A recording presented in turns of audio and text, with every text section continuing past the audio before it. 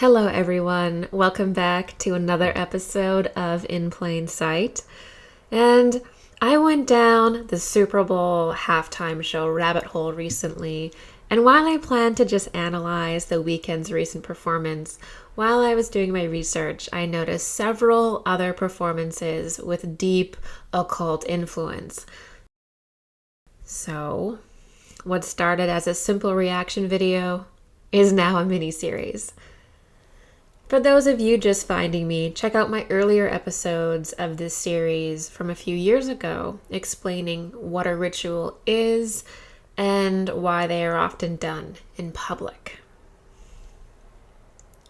Now, let's take a look at some of Katy Perry's Super Bowl performance in 2015 to see if there are any esoteric symbols being used. Only a few seconds in, we see Perry ride in on a giant gold lion with red eyes. One leg is positioned forward as she pulls the reins. Here we see a ritual performance honoring the goddess or the lion goddess, a powerful theme in esoterica that actually harkens back to the almost forgotten feminine or matriarchal epoch. The lion and the goddess is an ancient symbol referencing the story of the female initiation process, or the story of the spiritual journey of the feminine. The initiation process of the feminine contains key symbols that mark collective and individual spiritual accomplishments.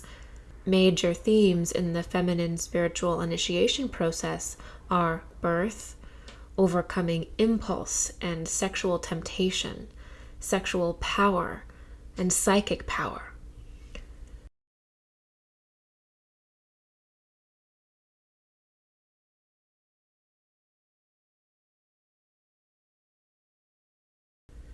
In ancient India, we see the lion goddess symbology in Durga.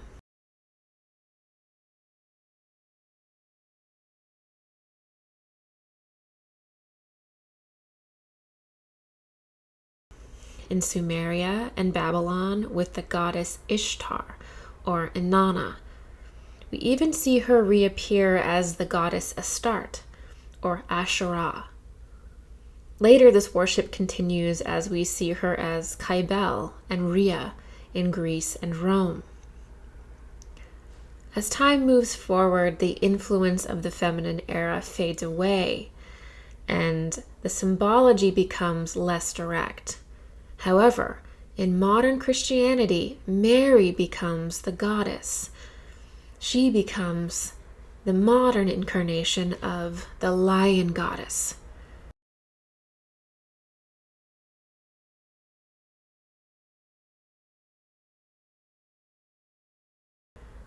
Like Inanna, she is also called the Queen of Heaven. In this more patriarchal era, her achievements are observed through her son. She is the lion goddess. Her son Jesus returns as a lion. For comparison, Cybele and Rhea are queens that also give birth to gods. The males in her lineage, like her grandson Hercules, similar to Samson, wrestles and subdues a lion and is often depicted actually wearing the lion, as though he is one with it. And let's not forget that Alexander the Great's mother, Olympia, dreamt of lions before she gave birth to Alexander, who also dressed as a lion and was known as the Lion from Macedonia. Let's get back to Katy Perry. We can see in Perry's performance that she is taking on the same position as a lion goddess, especially calling on Ishtar, the Babylonian incarnation. At one point, she places her leg in the exact same position as Ishtar. She is taking the identical position of Ishtar as she is portrayed in her reliefs. When we are analyzing a ritual, it is important to not only identify the symbol, but also the specific era and location where the symbol was used. Why? because it can indicate the level or phase of consciousness that an occult group is summoning or working with. Each symbol evolves and has a different incarnation in each era as it shapeshifts to express or represent the consciousness of humanity at the time. Further, certain time periods are more connected to certain astral deities than others. This means certain incarnations or expressions of occult symbols are more significant to some groups, despite the symbol having many incarnations to choose from. Using the Babylonian Ishtar symbol in a ritual performance is not unusual for the Super Bowl, as we see Madonna here using similar symbology in her 2012 performance.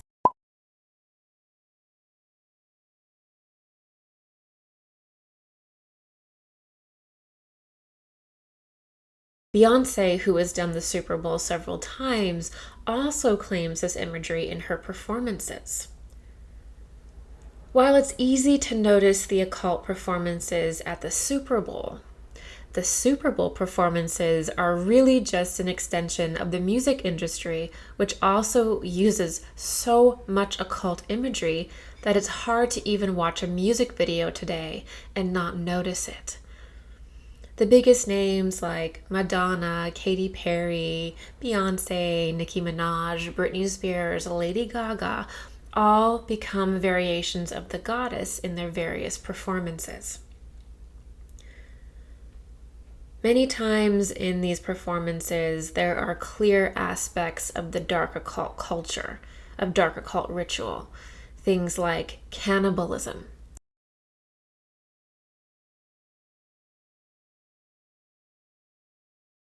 hypersexualization,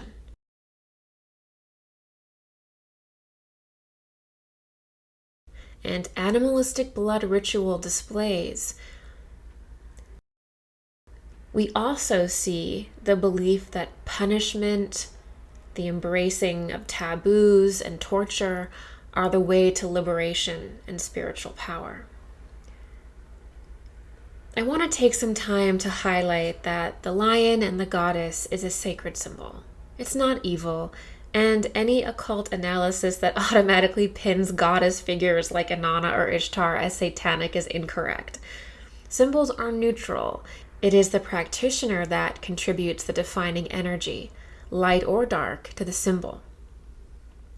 The lion is connected to the age of Leo, and more importantly, one's soul achievements during that age.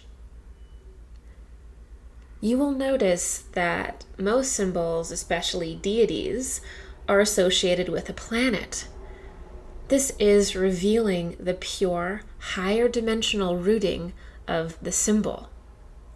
Esoterica is unadulterated in the pure planet form or the cosmic form.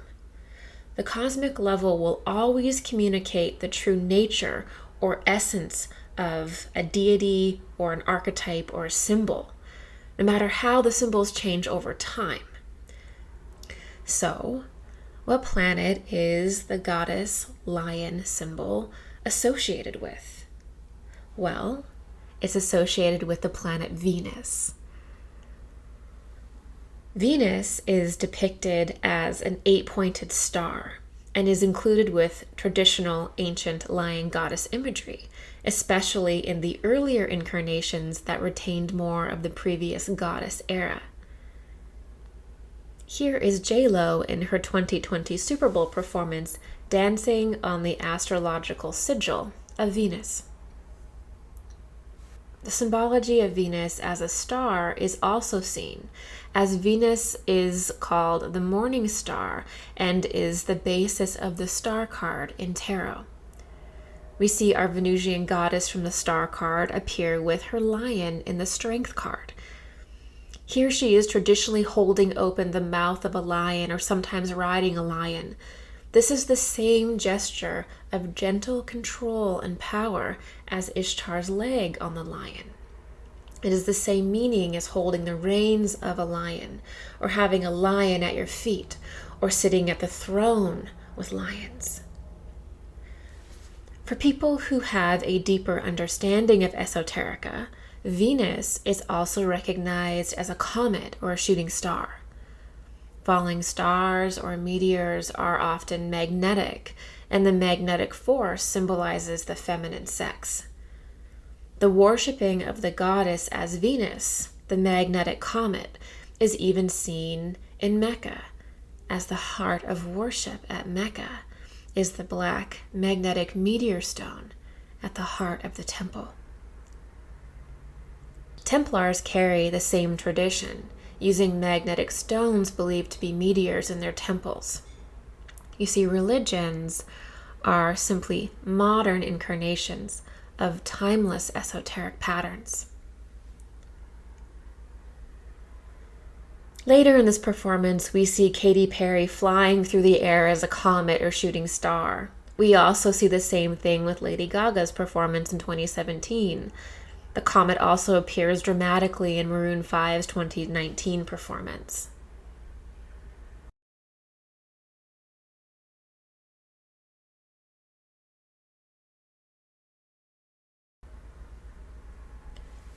To understand the esoterica, we have to grasp that each symbol has a light and dark aspect, or a true expression for the time, and a mockery or inversion of it.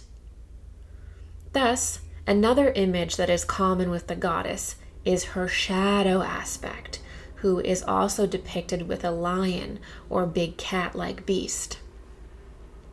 At the end of the feminine era, the goddess culture split, and her shadow side, or dark side, began to take charge in society. And as this happened, there was a rise in creating these darker cults that worship the darker aspect of the feminine. This actually happens in the dark age of every epoch, or the dark age of every era. The deities take on their opposite or shadow form. This is where we see the imagery of the whore of Babylon, who is depicted with lions or the cat-like beast. The whore of Babylon is the inversion or mockery of the lion goddess, of the goddess. She is also known as the Dark Mother, the Dark High Priestess, Dark Queen, or sometimes Lilith. She represents the unhealed feminine and the inability of a person to heal the wounds of the shadow feminine within them.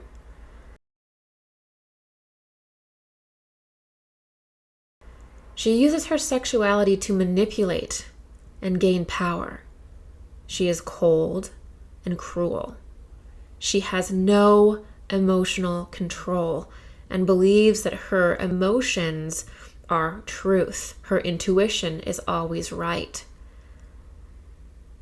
She rejects reason and logic and is insane.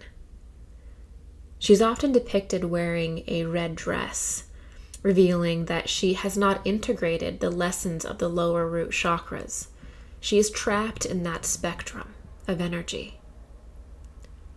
She is in a beast-like state, unrefined and unhealed. The lion, the beast that was once under her control, now controls her. Many people and cults who are psychologically and spiritually stuck in the feminine epoch's dark age believe that the dark feminine is the true feminine impulse and use the whore of Babylon, Babylonian imagery, as their feminine negative magnetic polarity in rituals. This is because they embody the same qualities as her. Their feminine aspect is identical to her, and they cannot perceive the evolved expression of the feminine consciousness. The lion goddess is a powerful occult symbol of the feminine. Through this symbol, we can trace the evolution of the feminine consciousness on the planet, and we can see both healthy and unhealthy expressions of it. The lion goddess is synonymous with Venus, comets, and shooting stars. For this reason, we find meteors as fixtures in temples and spiritual ritual. The feminine is the negative polarity in ritual magic. We can learn to analyze any ritual by checking to see what condition the feminine element of it is in. When we understand the condition of the feminine polarity, we can understand the spiritual and psychological condition of the magician or the group using it. Portraying the feminine as hypersexualized, trapped, caged, objectified, or as animalistic indicates that the feminine is dark and in an inverted or unhealed form. This is the dark mother or the dark high priestess or the dark queen. This is the whore of Babylon. It can take time to train your eye to recognize these symbols, but when you see them, you can't unsee them.